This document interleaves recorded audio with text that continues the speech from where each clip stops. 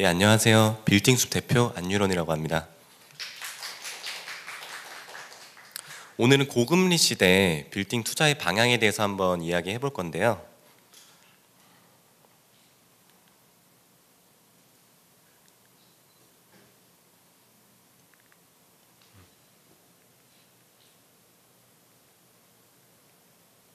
간단하게 제 소개 드리자면 저는 빌딩 전문 거래 기업의 빌딩숲의 대표를 맡고 있는 안유론이라고 하고요. 우선 주제를 다루기 전에 우리는 빌딩 투자를 과연 왜 할까요? 우선 빌딩 투자의 장점으로는 크게 두 가지를 꼽을 수 있는데요. 첫 번째는 운영 수익과 두 번째는 처분 수익을 대표적인 예로 꼽을 수 있습니다. 기본적으로 빌딩을 보유하면서 발생하는 운영 수익이 있고 빌딩을 매각할 때 발생하는 시세 차익이 있을 수 있는데요. 그리고 비교적으로 다른 투자에 비해서는 실물 자산인 부동산 특성상 안전 자산이라는 특징도 있습니다. 그리고 또한 단순히 매입해서 땅값이 오르기만을 기다리는 게 아니라 리모델링이나 용도 변경, 신축 등을 통해서 여러 가지 기법을 통해 매입한 투자금 대비 많은 수익을 올릴 수 있다는 장점도 있습니다.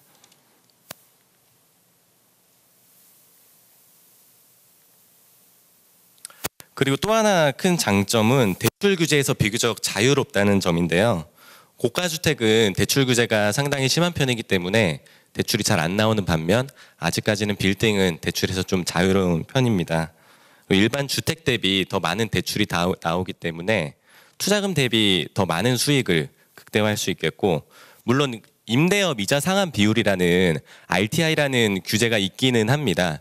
RTI라는 게 뭐냐면 예전에는 부동산 가치, 감정가액만 놓다면 대출이 얼마든지 많이 나왔어요. 하지만 현재는 RTI라는 규제 때문에 현재 임대 수익률이 저조하다.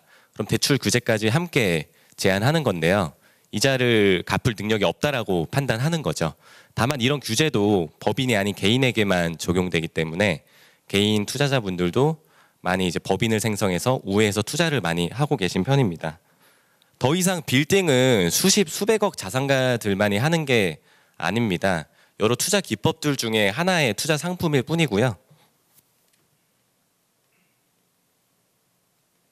그렇다면 궁금하실 수 있으실 것 같아요. 과연 얼마가 있어야 빌딩 투자가 가능할까요? 물론 현금이 많으면 많을수록 좋겠죠. 더 높은 금액대의 우량 빌딩들을 검토를 할 수 있으니까. 근데 다만 빌딩을 처음 매입을 도전해 보겠다라고 하시면 10억대부터 진입이 가능하신데요. 저는 10억대, 예를 들면 10억이 없다라고 하신 분들은 어떻게 하나요? 하실 수 있는데 저는 그렇게 생각합니다. 당장에 자본이 없더라도 또는 당장 자본이 있더라도 돈만 있다고 빌딩 투자를 성공적으로 할 수 있는 건 결코 아니에요. 지금 당장 자본은 모자랄지언정 이 시장에 대해서 관심을 가지고 지식을 쌓고 충분한 조사를 이뤄내다 본다면 충분히 그 꿈은 이루어질 수 있고요. 그리고 빌딩을 단독 매입으로만 꼭 해야 되는 건 아닙니다. 공동 투자라는 방법이 있기 때문에 물론 공동 투자가 쉬운 건 아니겠지만 뜻이 맞는 분들과 함께 같이 계획을 해서 좋은 투자를 이뤄내신다면 자기 자본을 절반 또는 그 이하로 해소할 수 있겠죠. 2021년 업무 상업시설이라는 뜻은 상업용 부동산을 뜻합니다. 전국 실거래가 현황인데요.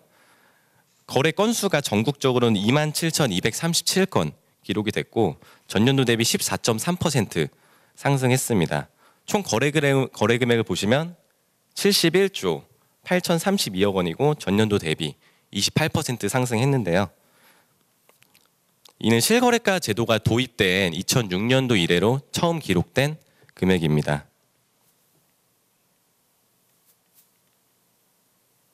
아래 그래프를 보시면 거래 건수는 2016년도부터 2019년까지 한풀 꺾이다가 코로나 발생 이후 지속적으로 상승하고 있습니다. 아래 노란색 그래프를 보시면 총 거래 금액 또한 상승해 온 것으로 확인됩니다. 그 다음은 서울 거래 현황인데요. 전국 대비 46%를 기록했고 32조 8,629억 원을 기록했습니다. 그중에서 강남 상구의 거래 금액은 약 13조 4,141억 원으로 전국 대비 19% 해당이 되고요. 이는 서울 대비 속한 강남 상구의 거래량을 봤을 땐 약 41%에 해당되는 금액입니다.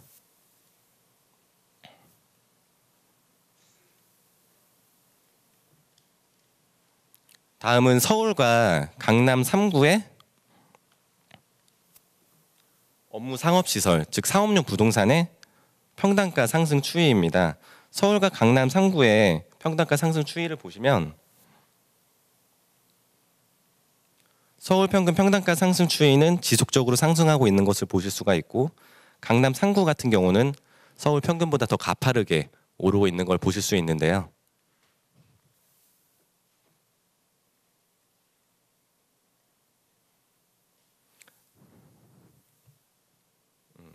다음은 기준금리 변동 추이입니다.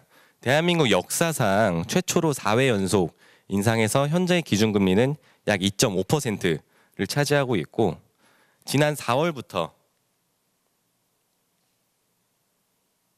5월까지 두 차례 베이비 스텝을 통해서 약 0.25%포인트씩 각각 인상을 했죠. 그리고 지난 7월에는 0.5%포인트를 인상하는 빅스텝까지 단행을 했고, 가장 마지막인 지난달에는 마지막으로 베이비 스텝을 통해 최종적으로 현재 기준금리는 2.5%를 유지를 하고 있고요.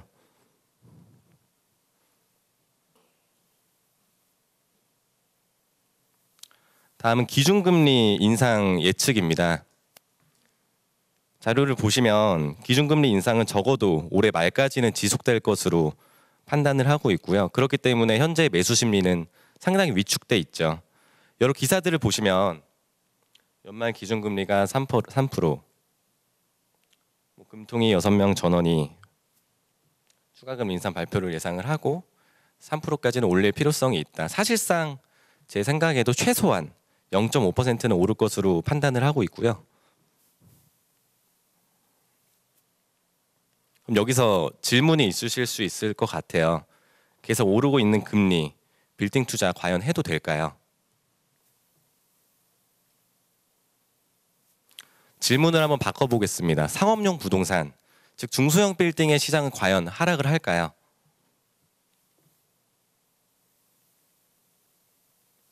현재 금리 인상 기조로 인해서 매수 심리가 위축된 것은 사실입니다. 하지만 거래량은 줄고 있는데 자산 가격은 오히려 상승했습니다.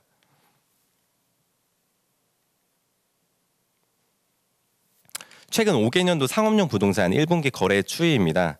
거래 건수를 보면 21년 1분기까지는 꾸준히 상승을 하다가 22년 1분기부터는 다소 주춤하는 것을 볼 수 있는데요. 거래 규모를 보시면 자산 가격은 오히려 상승한 것으로 확인됩니다. 다음은 주요 오피스 권역별 평당 최고가 추이입니다.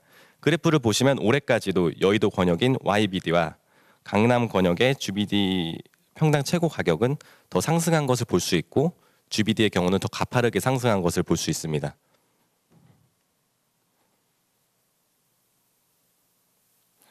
상업용 부동산의 시작, 상업용 부동산 시장의 양극화가 본격적으로 시작된 것 같습니다. 앞으로 이는 더 크게 벌어질 것으로 보고 있고, 주택에서도 똘똘한 한 채라는 말이 있듯이 중소형 빌딩 시장에서도 이러한 분위기가 형성되고 있는 것 같습니다.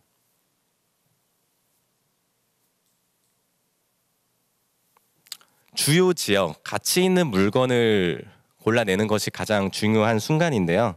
중소형 빌딩 시장 또한 금리 인상으로 인해 과거보다는 보수적으로 관망하는 분위기가 형성되고 있는 건 사실인데요. 비인기 지역과 인기 지역으로 이제 나뉘는 만큼 비인기 지역은 보합을 유지하거나 다소 하락세를 면치 못하더라도 충분한 수요가 발생하고 있는 인기 지역 같은 경우는 여전히 많은 거래와 상승이 이루어지고 있습니다.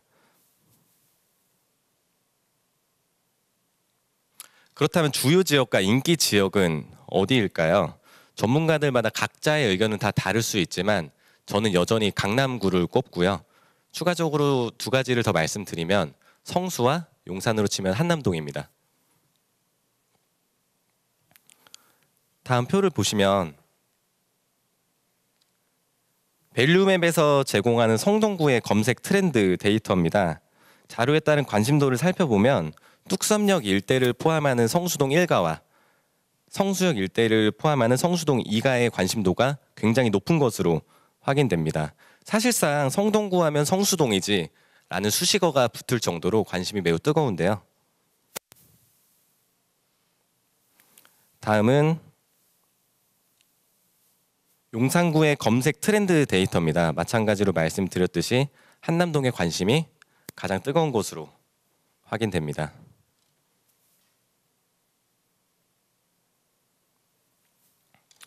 주요 지역, 꼬마 빌딩은 큰 영향을 받지 않을 것이다. 이게 제 의견인데요. 수익률보다는 시세 차익을 중점으로 두는 강남 권역의 중소형 빌딩 같은 경우는 금리 연상으로 인해 큰 영향을 받지 않을 것으로 판단하고 있습니다. 다만 시장이 양극화가 되다 보니까 이런 부동산, 특히나 상업용 부동산, 중소형 빌딩 시장의 양극화는 더 짙어질 것으로 보고 있습니다. 개별 상권이 무너지지 않는 한 가격은 떨어지지 않는다. 상업용 부동산은 일반 주택 시장의 가격 흐름과 다르게 개별 상권이 무너지지 않는 한 가격이 쉽게 떨어지지는 않는데요. 그렇다면 고금리 시대 빌딩 투자의 대처는 어떻게 해야 할까요?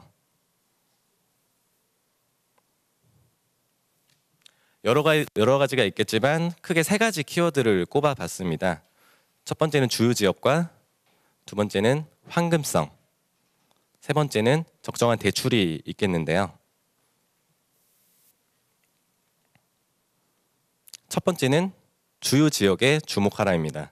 인기 지역과 비인기 지역 간의 양극화가 더 달하고 있는 만큼 많은 수요와 풍부한 인프라가 갖춰진 주요 지역에 주목해서 가격 하락에 방어하고 좋은 물건을 검토할 수 있는 지역으로 보시는 게 현명한 대처입니다.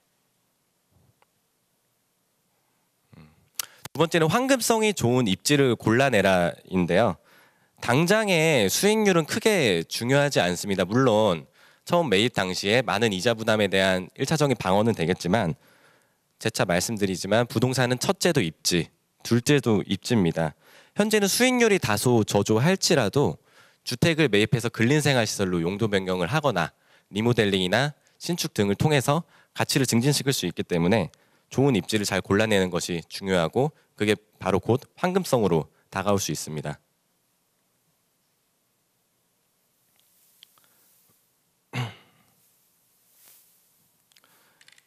그리고 저 또한 무리한 대출은 현재는 권하지 않고 있는데요.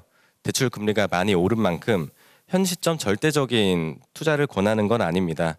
현재도 여전히 중소형 빌딩을 투자하는 계속되는 투자들은 계속 이루어지기 때문에 거래량은 다소 줄었지만 자산 가치는 상승하고 있고 현재 내가 가진 현금을 고려해서 이자 부담이 가능한 정도의 적정한 대출을 받아서 이자 부담에 대한 대비를 충분히 해놓으신다면 현재도 분명히 좋은 물건을 잡으실 수 있는 기회가 될 수 있을 것 같고요.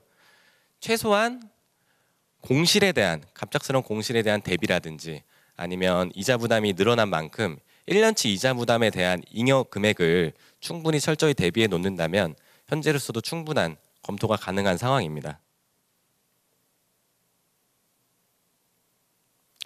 결국은 입지 분석이라고 생각하는데요. 사실상 같은 말일 수도 있겠지만 어떤 부동산이든 입지가 가장 중요합니다. 오르는 금리 속 감당할 수 없는 투자라고 생각이 되신다면 당연히 절대로 안 하는 게 좋습니다. 시간이 지나서 아쉬운 상황에 직면하거나 다소 후회가 되더라도 항상 그 상황 속에서 언제든지 기회는 다시 나타나기 마련이니까요. 고금리 시대, 그럼에도 현재가 곧 기회라고 생각된다면 수요가 풍부한 주요 지역에 황금성이 좋은 입지에 투자하시고 감당 가능한 수준까지의 대출만을 이용하셔서 충분한 투자를 고민해 보신다면 현재가 곧 좋은 기회가 될 수도 있다고 생각합니다. 여기까지 말씀드리겠습니다. 감사합니다.